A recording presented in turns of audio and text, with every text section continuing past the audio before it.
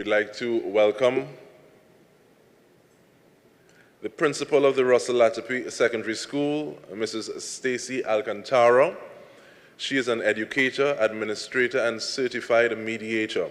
She holds a bachelor's degree in musical arts, a postgraduate diploma in visual and performing arts, and a master's in mediation studies from the University of the West Indies, St. Augustine campus. She entered the teaching service at the primary school level in 1993 and transferred to secondary school in 1999.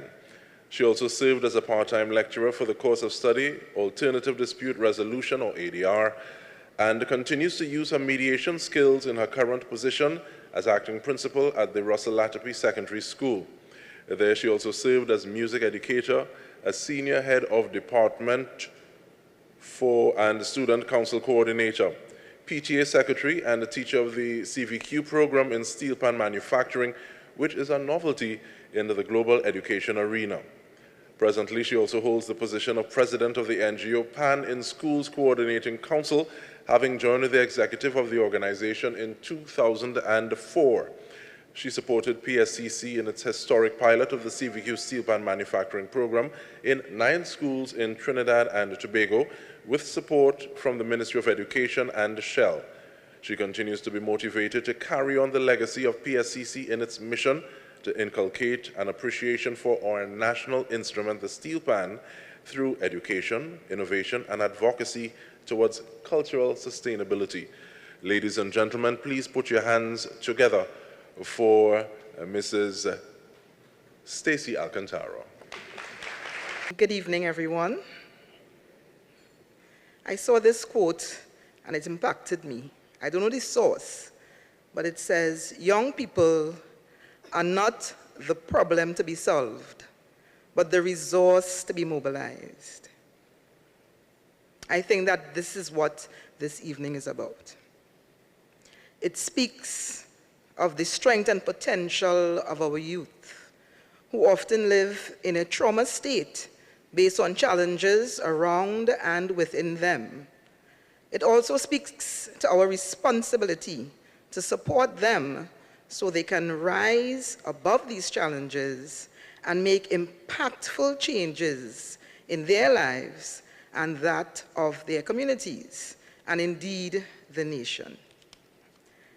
Distinguished ladies and gentlemen, and esteemed colleagues, I am Stacy Alcantara, and I'm proud to hold the position of the acting principal at the Russell Latapy Secondary School in Mova.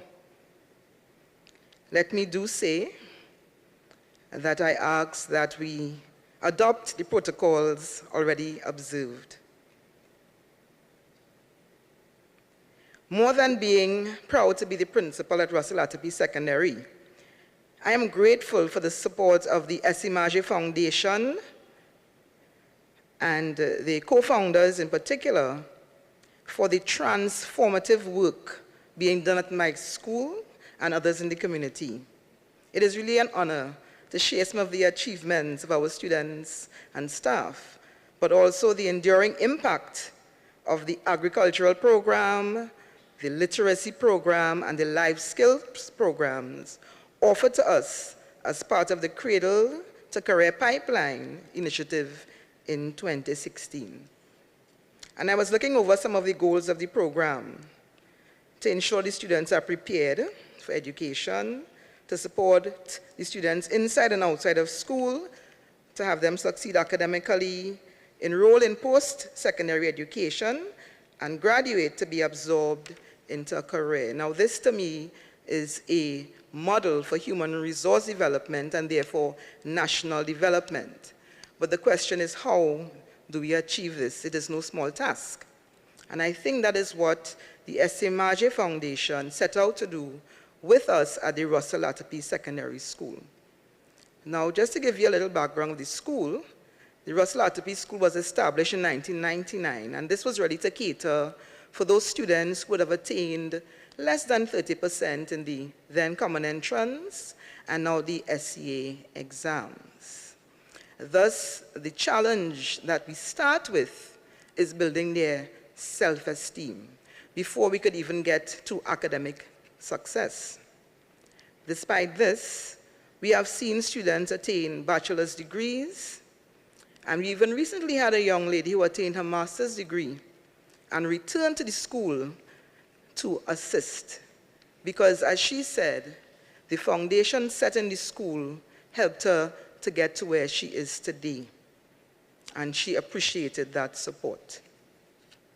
So I am here to express appreciation, really.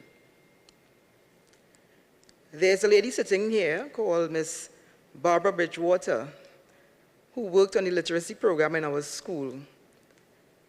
And she would say that all children can learn, and many need to be inspired to do so. And this is the philosophy of the Margie Foundation, espouses in their approach to learning. And it certainly guided their practice as they sought to achieve this. Now, the Margie Foundation has contributed so significantly to the academic development, both in teachers and students, with their program.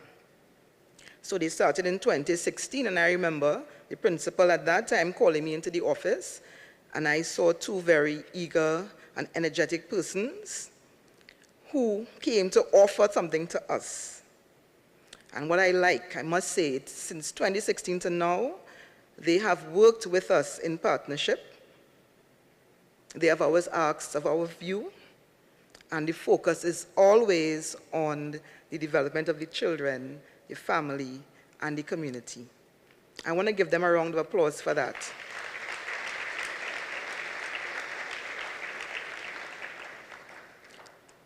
So under the stewardship of my former principal, Dr. Batiste, Ms. Bridgewater and the foundation, they offered extensive assistance and guidance to enhance literacy among our students.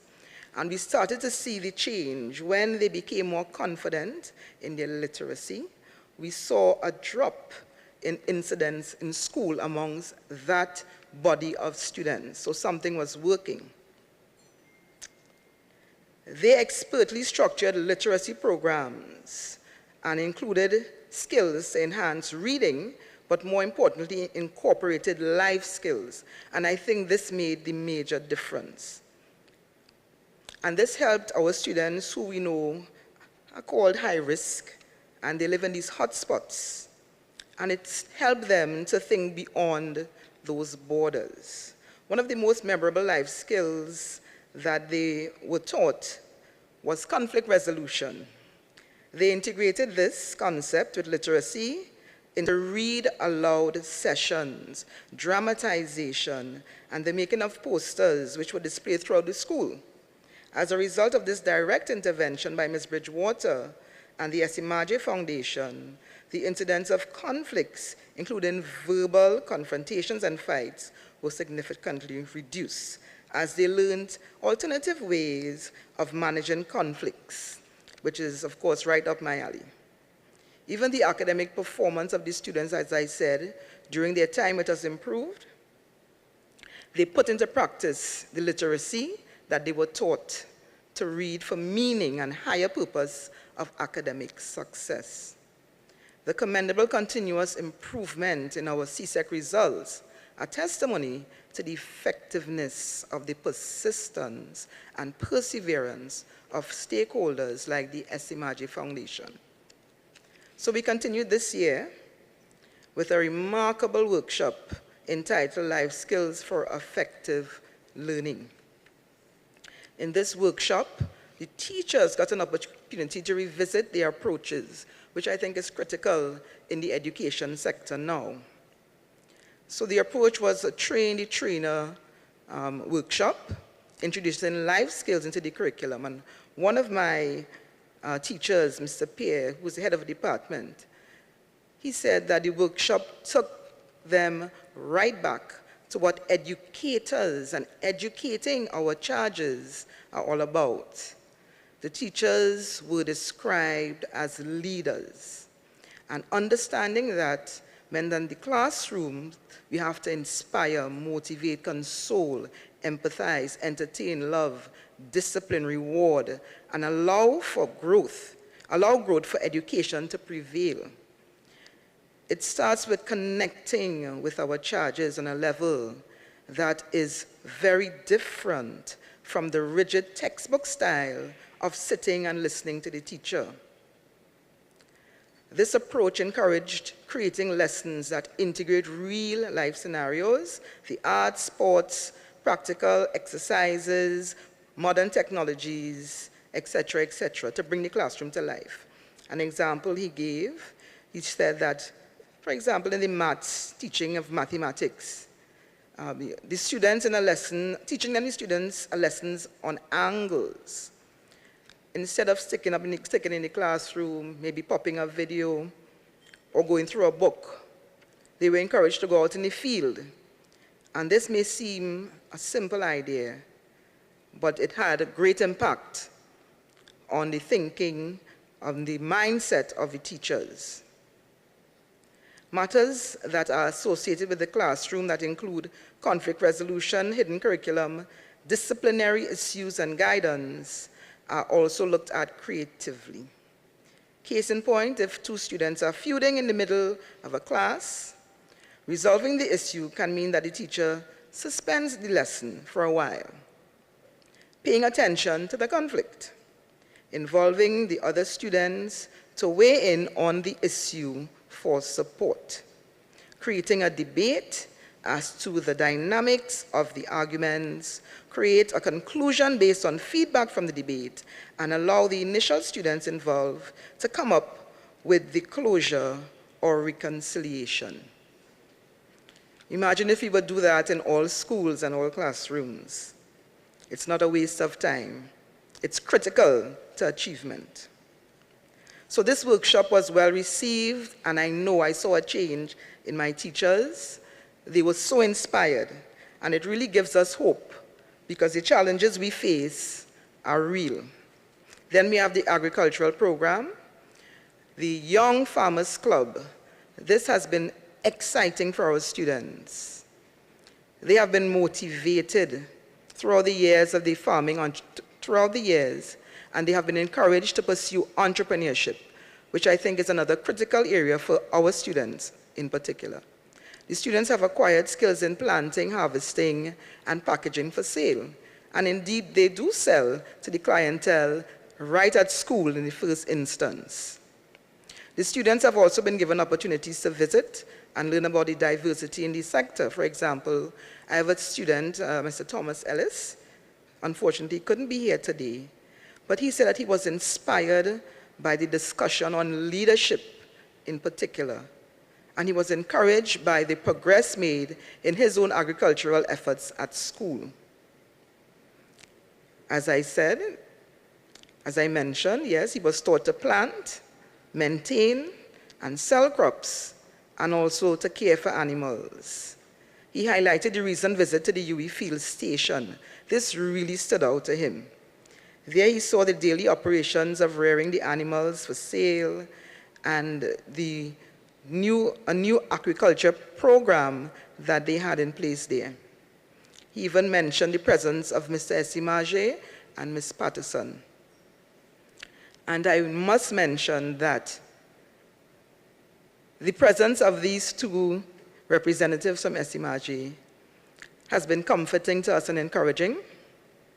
They are very humble, and they are on the ground with us, and I do want to recognize them for that. Thank you so much.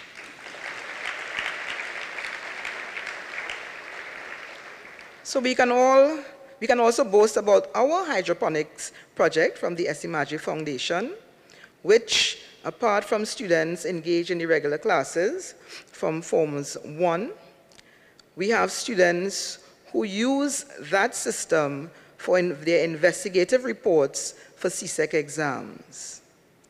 With all of these offerings to the school and all of these opportunities, we have seen students, particularly in the agricultural CXC classes, attain a pass rate as much as 100%. And these are children who prior would have not engaged in agriculture. And now they see a future in agriculture. Thank you, Esimage. And as was mentioned, perhaps something good is happening. We are soon to have an even bigger system to include aquaponics. Very exciting times at Latapy, thanks to the Esimaji Foundation. So there's so much more that I could say, but in closing, I would just like to remind everyone that the work that you all are doing, that we all are doing, is not just about today, but for a positive and sustainable future. Through the Agricultural Literacy and Life Skills Program, we continue to empower our young people to dream big and to break down barriers. We are not just teaching skills, but we are building hope. Thank you.